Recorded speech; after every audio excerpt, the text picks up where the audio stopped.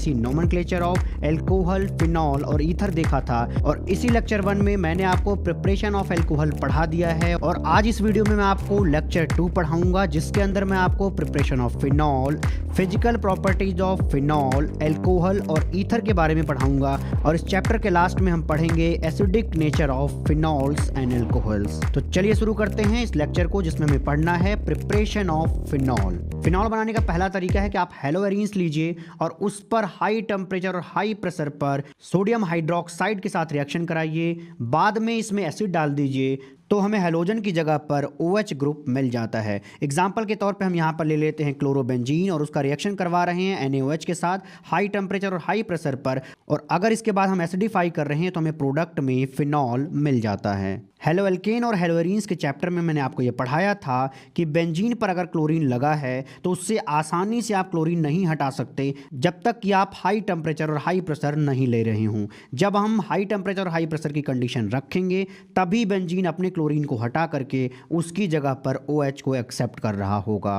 Next method है from benzene sulphonic acid. Benzene sulphonic acid कहने का मतलब है कि बेंजीन पर SO3H ग्रुप प्रेजेंट है और अगर बेंजीन सल्फोनिक एसिड की रिएक्शन NaOH के साथ कराई जाए, बाद में उसको एसिडिफाई करा दिया जाए तो हमें प्रोडक्ट में फिनॉल मिलता है। लेकिन अगर आपसे पूछा जाए कि आप बेंजीन से फिनॉल कैसे बनाएंगे तो उसके लिए आपको पहले बेंजीन की रिएक्शन कंसंट्रेटेड H2SO4 के साथ करनी होगी या तो ओलियम के साथ रिएक्शन करानी होगी। तो अब देखते हैं ओलियम क्या चीज़ होती है। ओलियम का मतलब होता है कि हमारे पास H2SO4 है, उसमें अगर हम SO3 गैस पास कर दें और कंसंट्रेशन ऑफ H2SO4 को बढ़ा दें तो उसी चीज़ को ओलियम बोला जाता है। और जब बेंजीन इस ओलियम के साथ रिएक्शन करता है तो बेंजीन के खोपड़ी से ये वाला हाइड्रोजन हट जाता है और उसकी जगह पर SO3H ग्रुप आ जाता है।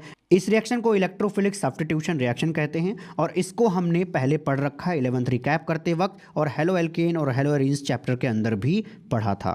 तो पहले हमें बेंजीन से बेंजीन सल्फोनिक एसिड बनाना होगा, फिर बेंजीन सल्फोनिक एसिड पर NaOH के साथ रिएक्शन करा के इससे हम फिनॉल बना लेंगे।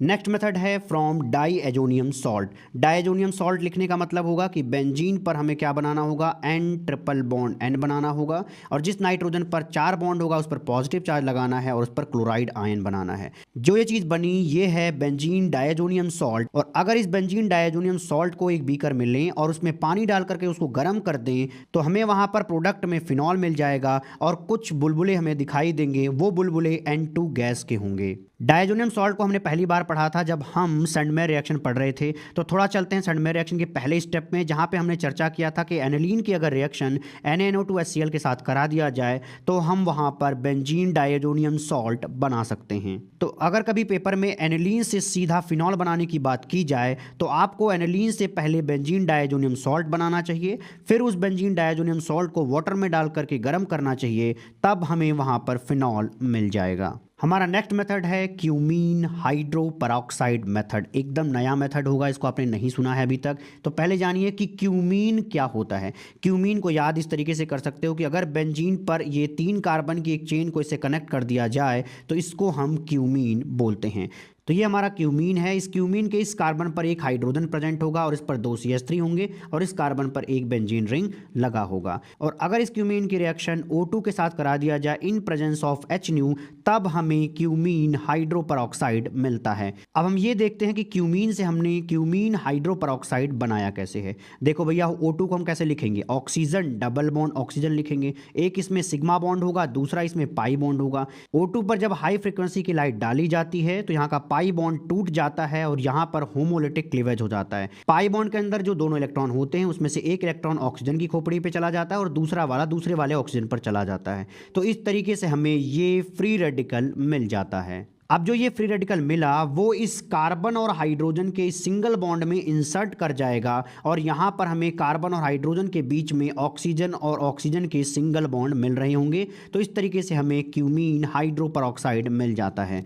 अब चलिए थोड़ा देख लेते हैं कि इसको क्यूमीन हाइड्रोपरऑक्साइड क्यों कहते हैं। देखो भाई, इतना पार्ट क्या है, क्यूमीन वाला पार्ट है। यहाँ पर जो हाइड्रोजन है उससे हमें क्या मिल जाएगा, हाइड्रो शब्द मिलेगा। और यहाँ पर ऑक्सीजन और ऑक्सीजन के बीच में सिंगल बॉन्ड है, इसी को हम परऑक्साइड कहते हैं। तो तीनों चीजों को मिलाकर के यहाँ नाम बनेगा क्यूमीन हाइड्रोपरऑक्साइड। और क्यूमीन हाइड्रोपरऑक्साइड की अगर reaction H+ in presence of water कराया जाए तो जो ये वाला OH होता है वो कनेक्ट हो जाता है इस वाले बेंजीन से, तो हमें यहाँ पर बेंजीन पर OH मिल जाएगा, मतलब फिनॉल मिल जाएगा। और इस कार्बन की एक वैलेंसी खाली हो जाएगी और इस ऑक्सीजन की एक वैलेंसी खाली हो जाएगी, तो इन दोनों में एक पाई बॉन्ड मिल जाएगा। इसका मतलब हमें यहाँ पर प्रोडक्ट में एसीटोन मिल रहा होगा। इसको याद करने में थोड़ी आपको कठिनाई हो रही होगी, तो चलिए दोबारा याद कराता हूँ। शुरुआत में हम लेंगे क्यूमीन, उसकी रिएक्शन कराएंगे O2 in presence of HNu, तो हमें वहां पर मिलेगा क्यूमीन हाइड्रोपरऑक्साइड। और अगर क्यूमीन हाइड्रोपरऑक्साइड की reaction H+ in presence of H2O करा दिया जाए तो वहां पर हमें फिनॉल मिलेगा और साथ में उसके एसीटोन मिल रहा होगा। नेक्स्ट हमारा टॉपिक है physical properties of alcohol, phenol and ethers. तो चलिए अपना फिजिकल प्रॉपर्टीज लेते हैं। Boiling point. बॉइलिंग पॉइंट के बारे में हमने हेलोएल्केन और हेलोरीन्स के चैप्टर में अच्छे से सीखा था, उसी चीज़ को मैं थोड़ा सा यहाँ पे रिवाइज करवा देता हूँ। तो देखो भैया, बॉइलिंग पॉइंट हम किसका निकालते हैं, किसी लिक्विड का निकालते हैं, और वहाँ पर हम लिक्विड को गर्म करके हम उसको गैस में कन्वर्ट कर रहे होते हैं। और लिक्विड से गैस में जब हम कन्वर्ट कर रहे होते हैं तो हम दो मॉलिक्यूल को सेपरेट करने की कोशिश करते हैं। और मॉलिक्यूल्स को सेपरेट करने के लिए हमें जो है टेम्परेचर बढ़ाना पड़ता है, हीट देनी पड़ती है। इस वजह से वो मॉलिक्यूल्स अलग होकर के गैस के फॉर्म में कन्वर्ट हो रहे होंगे। तो इसका मतलब ये हुआ कि जिस मॉलिक्यूल के बीच में फोर्स ऑफ अट्रैक्शन ज़्यादा होगा वहाँ पर हमें ज़्यादा टेम्परेचर देकर के उनको अलग कराना पड़ेगा, तो वहाँ पर बॉइलिंग पॉइंट भी ज़्यादा आएगा। बॉइलिंग पॉइंट जो है सरफेस एरिया ऑफ मॉलिक्यूल्स पर डिपेंड करता है। जिस मॉलिक्यूल का सरफेस एरिया बड़ा होगा वो अपने जैसे दूसरे मॉलिक्यूल से बहुत ज़्यादा इंट्रैक्ट होगा by van der Waals force of attraction. और अगर दो मॉलिक्यूल्स के बीच में van der Waals force of attraction ज़्यादा होगा तो वहाँ पर बॉइलिंग पॉइंट ज़्यादा आएगा। बॉइलिंग पॉइंट जो है वो डायरेक्टली प्रोपोर्शनल होता है नंबर ऑफ कार्बन के। अगर किसी मॉलिक्यूल में नंबर ऑफ कार्बन ज़्यादा है तो वहाँ पर हमें बॉइलिंग पॉइंट ज़्यादा मिलेगा। अब इसका एक्सप्लेनेशन हम इस तरीके से दे सकते हैं कि जहाँ पर नंबर ऑफ कार्बन ज़्यादा होगा उस मॉलिक्यूल का सरफेस एरिया ज़्यादा होगा, और सरफेस एरिया ज़्यादा होगा तो निश्चित रूप से बॉइलिंग पॉइंट ज़्यादा आएगा।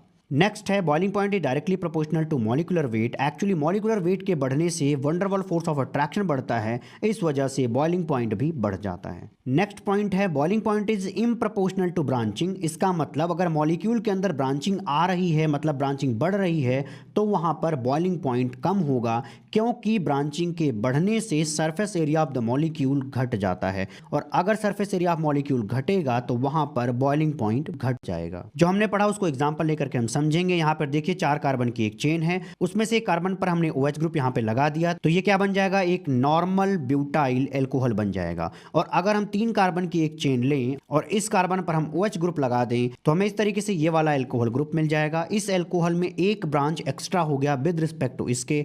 देखो भाई, अगर ब्रांचिंग यहाँ पे ज्यादा होगा तो इस मॉलिक्यूल का सरफेस एरिया इतना आएगा और इस वाले मॉलिक्यूल का सरफेस एरिया इतना होगा। इन दोनों मॉलिक्यूल में सरफेस एरिया आपको किसका ज्यादा दिख रहा है, इस वाले का ज्यादा दिख रहा है। क्यों दिख रहा है, क्योंकि इस वाले में ब्रांचिंग नहीं है। तो इसका मतलब ये हुआ कि जहां पर ब्रांचिंग ज्यादा होती है वहां पे सरफेस एरिया क्या होती है, कम होती है। और अगर इस मॉलिक्यूल का सरफेस एरिया कम होगा तो वो अपने जैसे दूसरे मॉलिक्यूल से कम इंट्रैक्ट हो पाएगा by van der Waals force of attraction, तो वहां पर हमें बॉइलिंग पॉइंट कम मिलेगा। जबकि इस वाले मॉलिक्यूल में सरफेस एरिया ज्यादा होगा तो अपने जैसे दूसरे मॉलिक्यूल से वो ज्यादा इंट्रैक्ट हो पाएगा by van der Waals force of attraction, तो इस वजह से हमें इस मॉलिक्यूल का बॉइलिंग पॉइंट ज्यादा मिलता है विद रिस्पेक्ट टू इसके। नेक्स्ट एग्जांपल है जिसमें 3 कार्बन की एक चेन दी गई है और यहाँ पर OH ग्रुप लगा दिया गया है, दूसरा दिया हुआ है CH3OH। इसको सॉल्व करने के लिए हम दिमाग लगाएंगे नंबर ऑफ कार्बन पे। यहाँ नंबर ऑफ कार्बन कितने हैं, 3 है, और यहाँ पर कितना है, 1 है। इसका मतलब इस वाले मॉलिक्यूल में नंबर ऑफ कार्बन कम है, और जहाँ पर नंबर ऑफ कार्बन कम होता है उसका बॉइलिंग पॉइंट कम आएगा। तो इसका मतलब ये हुआ कि इस वाले एल्कोहल का बॉइलिंग पॉइंट ज़्यादा आएगा। अब हमें अगले पॉइंट में एल्कोहल और ईथर के बॉइलिंग पॉइंट को कंपेयर करना है। अगर मान लीजिए एल्कोहल और ईथर के मॉलिक्यूलर मास सेम हैं तो एल्कोहल और ईथर में से किसका बॉइलिंग पॉइंट ज़्यादा आएगा। इसको समझने के लिए हम एग्जांपल ले लेते हैं इथेनॉल जो कि है CH3CH2OH, और एक ईथर ले लेते हैं CH3 ऑक्सीजन CH3, मतलब मेथॉक्सी मीथेन। इथेनॉल और मेथॉक्सी मीथेन का जो मॉलिक्यूलर फार्मूला है वो सेम है, कितना है, C2H6O है। अगर मॉलिक्यूलर फार्मूला सेम है तो निश्चित रूप से मॉलिक्यूलर मास भी सेम आएगा। अब हमें ये देखना है कि इन दोनों में किसका बॉइलिंग पॉइंट ज़्यादा आता है और क्यों। तो चलिए इथेनॉल लिख लेते हैं। इस इथेनॉल में ऑक्सीजन और हाइड्रोजन का एक बॉन्ड होगा। ऑक्सीजन क्या होगा, ज़्यादा इलेक्ट्रोनेगेटिव होगा। अगर ज़्यादा इलेक्ट्रोनेगेटिव होगा तो उस पर डेल नेगेटिव चार्ज होगा और हाइड्रोजन पर डेल प्लस चार्ज होगा। और ऐसा ही बिहेवियर एक दूसरे इथेनॉल मॉलिक्यूल के अंदर भी होगा। वहाँ पर भी ऑक्सीजन पर डेल नेगेटिव चार्ज होगा और हाइड्रोजन पर डेल प्लस चार्ज होगा। जो ऑक्सीजन पर ये डेल नेगेटिव चार्ज है इस वाले डेल प्लस चार्ज के साथ इंटरेक्ट होगा और इसी इंटरेक्शन को हम हाइड्रोजन बॉन्डिंग कहते हैं। इसका मतलब ये हुआ इथेनॉल के मॉलिक्यूल्स एक दूसरे से हाइड्रोजन बॉन्डिंग के थ्रू इंटरेक्ट करेंगे, अट्रैक्शन फोर्स को फील करेंगे। अभी जो हमने बात की वो हमने इस OH वाले पार्ट की बात की, मतलब पोलर वाले पार्ट की बात की। लेकिन यहाँ पे जो कार्बन कार्बन का बॉन्ड होगा और कार्बन पर हाइड्रोजन प्रेजेंट होंगे वो एक नॉन पोलर पार्ट होगा। तो इस हाइड्रोकार्बन पार्ट के बीच में भी एक इंटरेक्शन होगा, एक अट्रैक्शन फोर्स होगा जो कि wonder wall force of attraction होगा। इसका मतलब ये हुआ कि इथेनॉल के अंदर हाइड्रोजन बॉन्डिंग भी होती है और वहाँ पर wonder wall force of attraction भी लग रहा होता है। अब हम बात करते हैं मिथॉक्सी मीथेन की, जिसमें कोई भी हाइड्रोजन बॉन्डिंग नहीं हो रही है। यहाँ पर simply wonder wall force of attraction होगा या थोड़ा मोड़ा डाइपोल डाइपोल इंटरेक्शन हो सकता है। तो इसका मतलब ये हुआ कि इथेनॉल के अंदर हमें अट्रैक्शन फोर्स ज़्यादा मिलेगा और अगर अट्रैक्शन फोर्स ज़्यादा मिलेगा तो वहाँ पर हमें ज़्यादा टेम्परेचर की रिक्वायरमेंट होगी दो मॉलिक्यूल को एक दूसरे से अलग करने के लिए। अगर टेम्परेचर ज़्यादा चाहिए इसका मतलब इथेनॉल का बॉइलिंग पॉइंट ज़्यादा होगा with respect to methoxy methane के, क्योंकि मिथॉक्सी मीथेन के अंदर लेस अट्रैक्शन फोर्स होगा तो वहां पर लोअर बॉइलिंग पॉइंट आएगा। तो आप इस फैक्ट को याद रखिएगा कि अल्कोहल और ईथर में अल्कोहल का बॉइलिंग पॉइंट ज़्यादा होता है अगर दोनों के मॉलिक्यूलर मासेस सेम हो तो। नेक्स्ट हमें ये चर्चा करनी है कि अल्कोहल और हाइड्रोकार्बन में किसका बॉइलिंग पॉइंट ज़्यादा होता है। इसको एक्सप्लेन करना बहुत ही आसान है। एग्जाम्पल के तौर पे आप ले लो इथेनॉल और हाइड्रोकार्बन का आप एग्जाम्पल ले लो प्रोपेन। इन दोनों के मॉलिक्यूलर मासेस करीब करीब सेम हैं, लेकिन इथेनॉल के अंदर हाइड्रोजन बॉन्डिंग होगी और प्रोपेन के अंदर simple wonder wall force of attraction होगा। इसका मतलब यह हुआ कि एक इथेनॉल का मॉलिक्यूल दूसरे इथेनॉल मॉलिक्यूल से बहुत ज़्यादा चिपक करके रहेगा, बहुत ज़्यादा अट्रैक्शन फोर्स को फील करेगा, तो वहाँ पर हमें ज़्यादा टेम्परेचर दे करके उनको अलग करना पड़ेगा गैस के फॉर्म में कन्वर्ट कराने के लिए। अगर यहाँ पर ज़्यादा टेम्परेचर लग रहा है तो इसका यही मतलब हुआ कि यहाँ पर बॉइलिंग पॉइंट ज़्यादा होगा। तो आप इस फैक्ट को याद रखिएगा कि अल्कोहल और हाइड्रोकार्बन के अगर मॉलिक्यूलर मासेस जो हैं कंपेरेबल हों तो वहाँ पर हमें अल्कोहल का बॉइलिंग पॉइंट ज़्यादा मिलता है विद रिस्पेक्ट टू हाइड्रोकार्बन। अभी जो हमने अल्कोहल्स के लिए पढ़ा वही चीज़ फिनॉल्स के लिए भी हमें देखने को मिलता है कि अगर मॉलिक्यूलर मासेस सेम हो तो फिनॉल्स का जो बॉइलिंग पॉइंट आएगा वो ज़्यादा होगा विद रिस्पेक्ट टू उसी जैसे हाइड्रोकार्बन के। अगर आपसे पूछा जाए कि फिनॉल और टॉलुइन में किसका बॉइलिंग पॉइंट ज़्यादा होगा और क्यों, तो उसका जवाब आप किस तरीके से देंगे उसको चलिए देखते हैं। फिनॉल क्या होता है, बेंजीन के ऊपर OH लिखा जाता है तो उसको हम क्या बोलते हैं, फिनॉल बोलते हैं। और अगर बेंजीन पर CH3 लिखा हो तो उस चीज़ को हम टॉलुइन बोलते हैं। जो ये हमारा टॉलुइन है ये पूरी तरह से नॉन पोलर है क्योंकि यहाँ पर कार्बन और हाइड्रोजन का बॉन्ड है और एक टॉलुइन मॉलिक्यूल दूसरे टॉलुइन मॉलिक्यूल से सिर्फ wonder wall force of attraction से जुड़ा होगा क्योंकि यहाँ पर पोलरिटी नहीं है। ये क्या है, एक नॉन पोलर मॉलिक्यूल है और किसी नॉन पोलर मॉलिक्यूल के अंदर सिर्फ और सिर्फ wonder wall force of attraction होता है, जबकि एक फिनॉल अपने जैसे दूसरे मॉलिक्यूल के साथ हाइड्रोजन बॉन्डिंग कर सकता है। अगर यहाँ पर हाइड्रोजन बॉन्डिंग है इसका मतलब हमें फिनॉल का बॉइलिंग पॉइंट ज़्यादा मिलने वाला है। फिजिकल प्रॉपर्टीज के अंदर हम अगला टॉपिक रखते हैं सॉल्युबिलिटी। सॉल्युबिलिटी का मतलब हुआ कि एक सॉल्यूट सॉल्वेंट के साथ कितना इंटरैक्ट होता है, कितना एक दूसरे के साथ लगाव रखता है, इसी को हम सॉल्युबिलिटी बोलते हैं। अगर हमारा सॉल्यूट सॉल्वेंट के साथ अच्छा खासा लगाव रखता है, अच्छा खासा अट्रैक्शन फोर्स फील करता है उसके साथ, तो उसको हम बोलते हैं कि हमारा सॉल्यूट सॉल्वेंट के अंदर डिजॉल्व हो गया है। आपके सामने मैं एक क्वेश्चन रखता हूं, उसका आपको जवाब देना है। क्वेश्चन ये है कि alcohols and phenols are soluble in water. अब आपको यहाँ पे एक्सप्लेन करना है ऐसा क्यों होता है कि अल्कोहल जाकर के वाटर में डिजॉल्व हो रहा है, फिनॉल जो है वाटर में डिजॉल्व हो रहा है। अल्कोहल को हम ROH लिखेंगे, यहाँ पर हाइड्रोजन के ऊपर डेल प्लस चार्ज होगा और ऑक्सीजन के ऊपर डेल नेगेटिव चार्ज होगा। और जो हमारा वाटर सॉल्वेंट है उसके ऑक्सीजन पर भी डेल नेगेटिव चार्ज होगा और उनके हाइड्रोजन पर डेल प्लस चार्ज होगा। अल्कोहल के अंदर जो है हमारा ये हाइड्रोजन है जिस पर ये डेल प्लस चार्ज है, ये इंटरेक्ट होता है उस ऑक्सीजन से जिस पर डेल नेगेटिव चार्ज है और ये ऑक्सीजन किसका है, वाटर वाला है। तो हम ये बोलेंगे कि हमारा जो अल्कोहल होता है वो वाटर के साथ क्या कर रहा है, हाइड्रोजन बॉन्डिंग कर रहा है। वाटर के अंदर जो ये हमारे पास ये दो हाइड्रोजन प्रेजेंट हैं उन पर भी क्या होंगे, डेल प्लस चार्ज होंगे। जो ये वाला डेल प्लस चार्ज होगा वो अल्कोहल के ऑक्सीजन से इंटरेक्ट करेगा। तो इस तरीके से हमें यहाँ पर एक अच्छा खासा हाइड्रोजन बॉन्डिंग देखने को मिलता है अल्कोहल और वाटर के बीच में। इसका मतलब ये हुआ कि अल्कोहल के मॉलिक्यूल्स जो है जाकर के वाटर के मॉलिक्यूल से इंटरेक्ट हो रहे हैं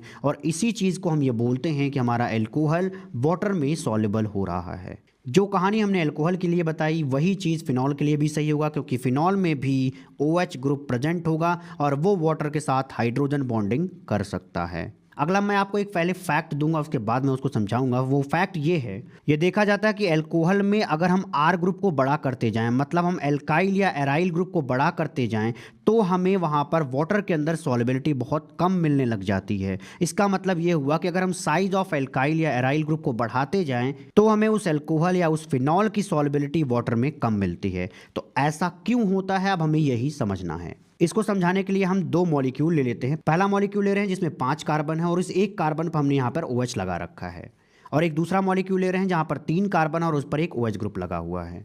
देखो भैया, दोनों में OH और OH ग्रुप प्रेजेंट है, तो यहाँ पर दोनों ही जाकर के वाटर से इंटरेक्ट होंगे, ये बात तो सच है। लेकिन कौन ज़्यादा इंटरेक्ट होगा वाटर मॉलिक्यूल से और कौन कम होगा, यही बात हमें यहाँ पे समझनी है। तो चलिए इस मॉलिक्यूल पर फोकस करते हैं। जो हमारा ये OH ग्रुप है ये एक पोलर पार्ट है पूरे मॉलिक्यूल का। तो ये जो हमारा पोलर पार्ट है ये वाटर लविंग नेचर का होगा, क्योंकि वो वाटर के साथ हाइड्रोजन बॉन्डिंग कर सकता है। अगर वाटर लविंग नेचर का है तो हम उसको बोलते हैं कि हमारा जो पोलर पार्ट है वो हाइड्रोफिलिक पार्ट है। हाइड्रोफिलिक का मतलब ही होता है वाटर लविंग नेचर। इस OH ग्रुप को छोड़ करके बाकी जो पार्ट बच रहा है जहां पर कार्बन और हाइड्रोजन का बॉन्ड है वो कंप्लीटली नॉन पोलर होगा, और ये नॉन पोलर पार्ट वाटर के साथ इंटरेक्ट नहीं करेगा, क्योंकि वाटर खुद एक पोलर मॉलिक्यूल है और एक नॉन पोलर पार्ट एक पोलर पार्ट के साथ इंटरेक्ट नहीं करता। तो हम ये कहेंगे कि हमारा जो ये नॉन पोलर पार्ट है, मतलब हाइड्रोकार्बन वाला पार्ट है, वो वाटर के साथ इंटरेक्ट नहीं करता। इस वजह से इस नॉन पोलर पार्ट को हम हाइड्रोफोबिक पार्ट बोलते हैं। हाइड्रोफोबिक का मतलब होता है वाटर हेटिंग पार्ट। अब हम इस मॉलिक्यूल पर फोकस करेंगे। जो हमारा ये OH ग्रुप है ये क्या है, पोलर है। अगर पोलर है तो निश्चित रूप से हम इसको क्या बोलेंगे, हाइड्रोफिलिक पार्ट बोलेंगे। और जो बचा हुआ ये हाइड्रोकार्बन वाला पार्ट है इसको हम हाइड्रोफोबिक पार्ट बोलेंगे। अब हम दोनों मॉलिक्यूल को ध्यान से देखें तो दोनों में ये पोलर वाला पार्ट सेम है, मतलब कि हाइड्रोफिलिक पार्ट सेम है, तो हाइड्रोफिलिक पार्ट ज़्यादा रोल नहीं निभा पाएगा। तो कौन निभाने वाला है, तो वो है हाइड्रोफोबिक पार्ट, क्योंकि इस मॉलिक्यूल में इतना ज़्यादा हाइड्रोफोबिक पार्ट है और इस वाले में इतना छोटा हाइड्रोफोबिक पार्ट है। भाई अगर नॉन पोलर पार्ट ज्यादा होगा तो वो वाटर के साथ इंटरेक्ट नहीं करेगा, अगर वो वाटर के साथ इंटरेक्ट नहीं करेगा तो वो ज्यादा डिसॉल्व नहीं हो पाएगा। तो इसका मतलब ये हुआ कि एक ऐसा एल्कोहल जहां पर नॉन पोलर पार्ट ज्यादा होगा, मतलब हाइड्रोफोबिक पार्ट ज्यादा होगा, वो वाटर के साथ ज्यादा इंटरेक्ट नहीं करेगा, तो वहां पर सॉल्युबिलिटी कम आएगी। तो यहां से हमें यह मिलता है कि इस मॉलिक्यूल की सॉल्युबिलिटी कम आएगी विद रिस्पेक्ट टू इस वाले मॉलिक्यूल से। नेक्स्ट हमारा टॉपिक है acidic nature of alcohols and phenols. Acidic nature को समझने के लिए हमें पहले ये समझ में आए कि भैया एसिड क्या होता है।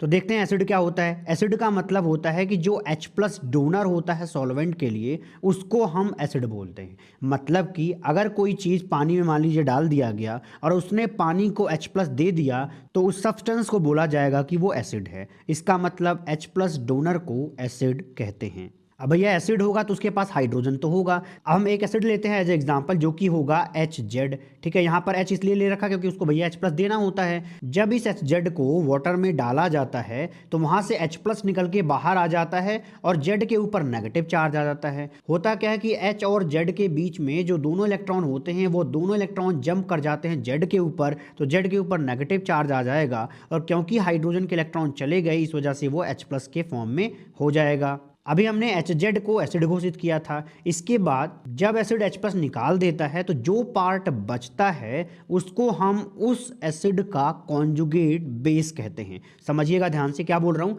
कॉन्जुगेट बेस कहते हैं। यहाँ पर बेस शब्द यूज हो रहा है तो पहले समझो बेस का मतलब क्या होता है। बेस वो लोग होते हैं जो H+ एक्सेप्ट करने की टेंडेंसी रखते हैं। तो देखो भैया जो Z नेगेटिव है, ऐसा भी तो हो सकता है कि ये Z नेगेटिव इस अपने H+ पर अटैक करे और वो दोबारा HZ बना दे। मतलब ये जो हमारी रिएक्शन हो रही है ये रिवर्सिबल रिएक्शन होती है। तो इस तरीके से हम बोलेंगे कि जो हमारा HZ है वो एसिड है और जो हमारा Z नेगेटिव है वो एक कॉन्जुगेट बेस है अपने एसिड HZ का।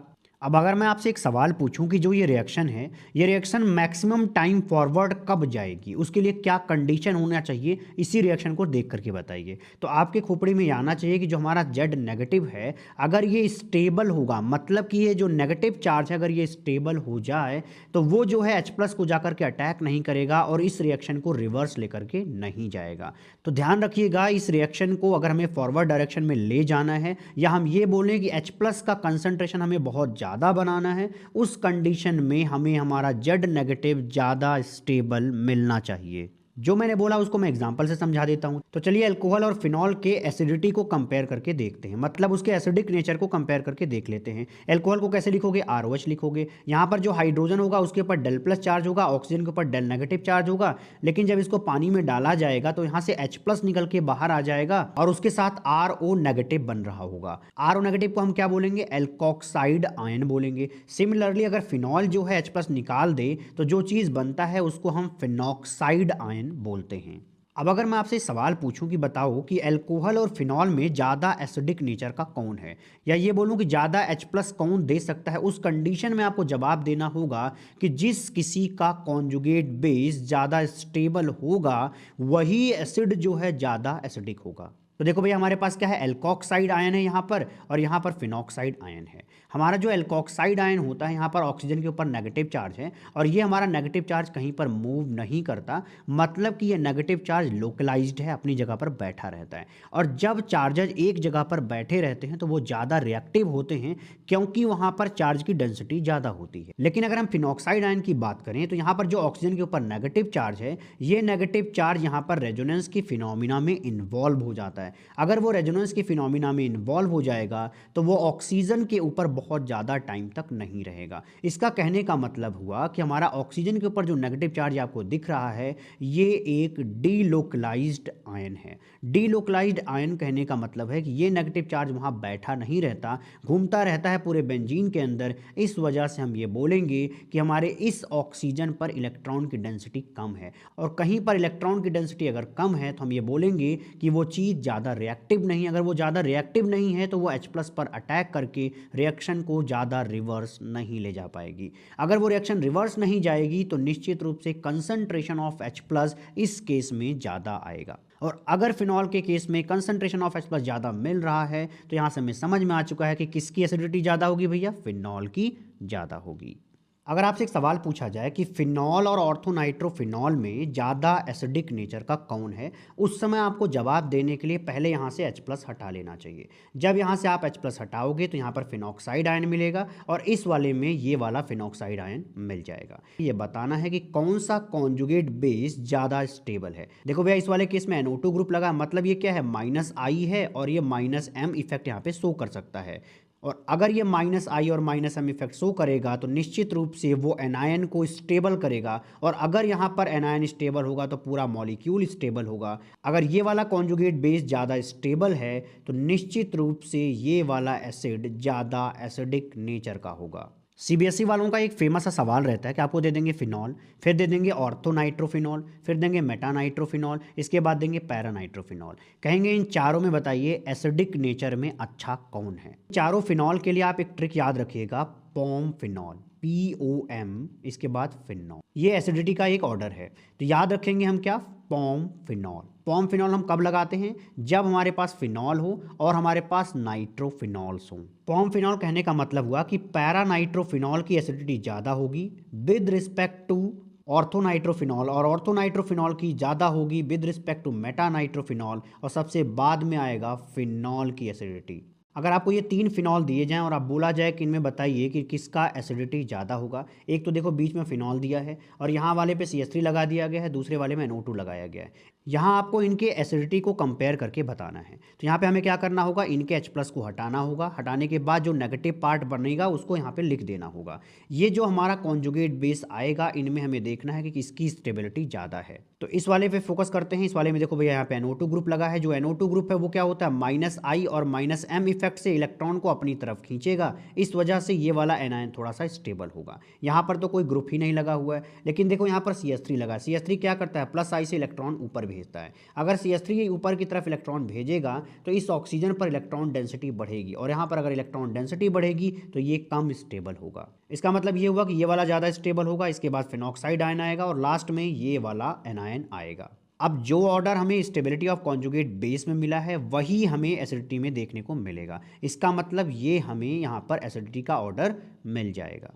एसिडिक नेचर ऑफ फिनॉल को और ज़्यादा अच्छे तरीके से सीखने के लिए हम चल रहे हैं अपने NCERT के क्वेश्चन नंबर 14 को डिस्कस कर लेते हैं। देखिए यहाँ पे लिखा गया है, give 2 reactions that show the acidic nature of phenol and compare the acidity of phenol with that of ethanol. यहाँ पर आपको 2 क्वेश्चन दिया गया है। पहला क्वेश्चन ये है कि बताइए कि जो आपका ये फिनॉल है, ये फिनॉल एसिडिक क्यों है। दूसरा आपसे पूछा जा रहा है कि अगर आपको फिनॉल दिया जाए और आपको इथेनॉल दिया जाए तो बताइए इन दोनों में ज़्यादा एसिडिक कौन है। इसके बारे में आपको यहाँ पे एक्सप्लेनेशन देना है। तो चलिए इसका आंसर देख लेते हैं। पहले क्या लिखा गया है कि the acidic nature of phenol can be represented by the following 2 reactions. यहाँ पर आपको 2 रिएक्शन दी जा रही हैं जिससे ये पता चल जाएगा कि हमारा जो फिनॉल है वो एसिडिक नेचर का है। उसमें से पहला है, phenol reacts with sodium to give sodium phenoxide and liberating H2 gas. देखो भैया होता क्या है, ये हमारा फिनॉल है, इसमें हम सोडियम डालते हैं तो हमें ये सोडियम फिनॉक्साइड मिलता है और उसके सॉल्यूशन से हमें H2 गैस के बुलबुले दिख रहे होते हैं।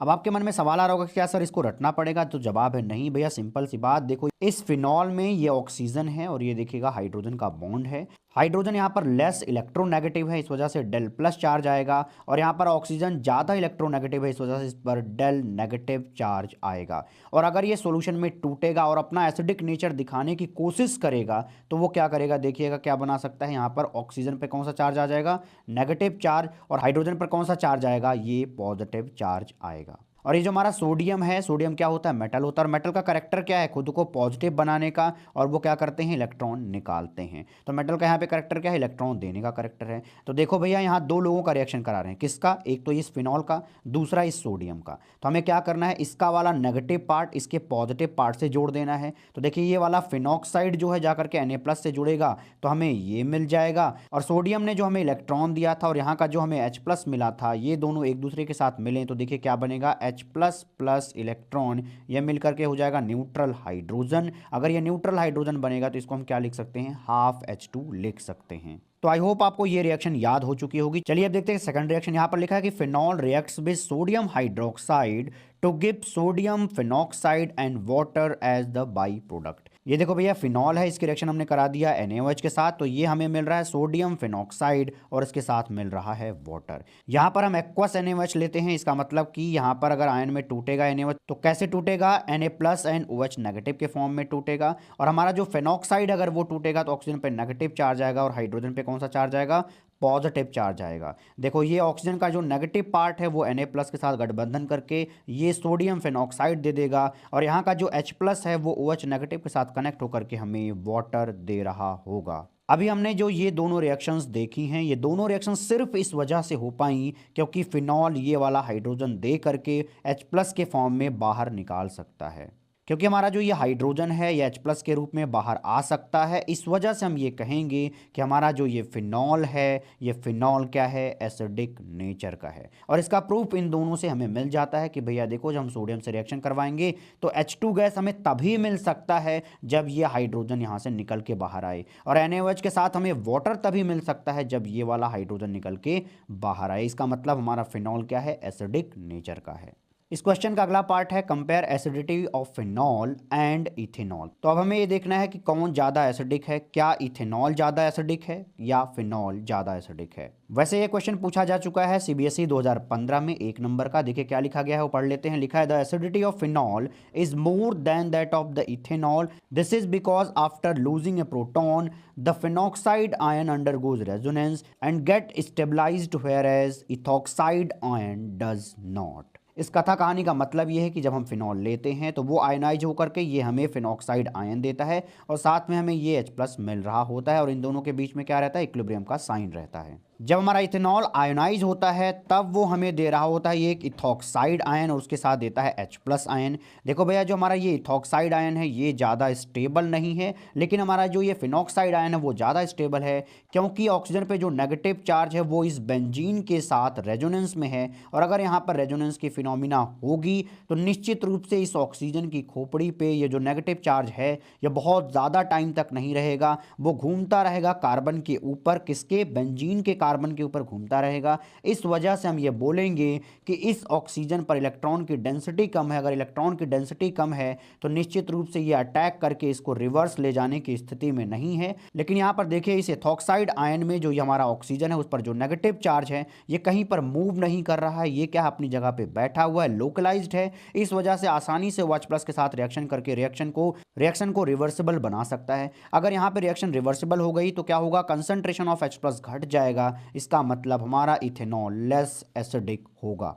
अगर आपसे ऑर्डर ऑफ एसिडिटी पूछा जाए 1 डिग्री अल्कोहल में, 2 डिग्री अल्कोहल में और 3 डिग्री अल्कोहल में, मतलब सवाल ये है कि आपको बताना है कि 1 डिग्री अल्कोहल ज़्यादा एसिडिक है या 2 डिग्री अल्कोहल ज़्यादा एसिडिक है या 3 डिग्री अल्कोहल ज़्यादा एसिडिक है, तो उसका जवाब देने के लिए हमें सारे अल्कोहल्स का पहले कॉन्जुगेट बेस तैयार कर लेना चाहिए। देखिए हमने क्या किया, ये वाला हाइड्रोजन यहाँ से हटा दिया। अगर हम हाइड्रोजन से यहाँ से हटाएंगे तो ऑक्सीजन पे कौन सा चार्ज आएगा, नेगेटिव चार्ज आएगा। देखिए हर ऑक्सीजन पे क्या दिख रहा है आपको, नेगेटिव चार्ज दिख रहा है। ये जो आपको कॉन्जुगेट बेस मिले हैं इनमें से आपको ये देखना है कि इसकी स्टेबिलिटी ज़्यादा है।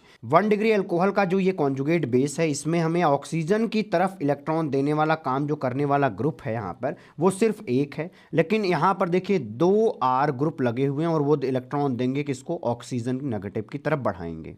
1 डिग्री अल्कोहल का ये कॉन्जुगेट बेस बनेगा तो देखो ये जो R ग्रुप होगा वो क्या करता है, +I इफेक्ट से इलेक्ट्रॉन देने का काम करता है। यहाँ पर एक R ग्रुप लगा है लेकिन यहाँ पे 2 R ग्रुप हैं, तो यहाँ निश्चित रूप से इस तरीके से दोनों R ग्रुप इलेक्ट्रॉन इनकी तरफ भेज रहे होंगे। लेकिन यहाँ पर देखिए 3 R ग्रुप है और 3 के तीनों R ग्रुप यहाँ पर इलेक्ट्रॉन देने का काम करेंगे, तो इस वाले ऑक्सीजन पर इलेक्ट्रॉन की डेंसिटी सबसे ज़्यादा होगी। अगर इस ऑक्सीजन पर इलेक्ट्रॉन की डेंसिटी सबसे ज़्यादा होगी इसका मतलब ये सबसे ज़्यादा रिएक्टिव होगा। अगर ये रिएक्टिव होगा तो निश्चित रूप से इसकी स्टेबिलिटी क्या होगी, सबसे कम आएगी। इसके बाद इसकी स्टेबिलिटी आएगी और इसके बाद इसकी स्टेबिलिटी आएगी। इसका मतलब यहाँ पर स्टेबिलिटी का ऑर्डर ये बन रहा होगा। सबसे ज़्यादा स्टेबल कौन हो जाएगा, ये हो जाएगा, इसके बाद ये, इसके बाद ये। जो स्टेबिलिटी ऑफ कॉन्जुगेट बेस का ऑर्डर मिलता है वही ऑर्डर हमें एसिड में मिलेगा, क्योंकि हम जानते हैं कि जो हमारा एसिडिटी होता है वो डायरेक्टली प्रोपोर्शनल है स्टेबिलिटी ऑफ कॉन्जुगेट बेस पे। तो इस तरीके से हमारा जो 1 डिग्री अल्कोहल होगा वो ज़्यादा एसिडिक होगा with respect to 2 degree alcohol, and 2 degree alcohol है वो 3 डिग्री अल्कोहल से ज़्यादा एसिडिक होगा। लेक्चर 2 में इतना ही, मिलते हैं हम आपको अगले वीडियो में। तब तक के लिए खुश रहिए, प्रसन्न रहिए।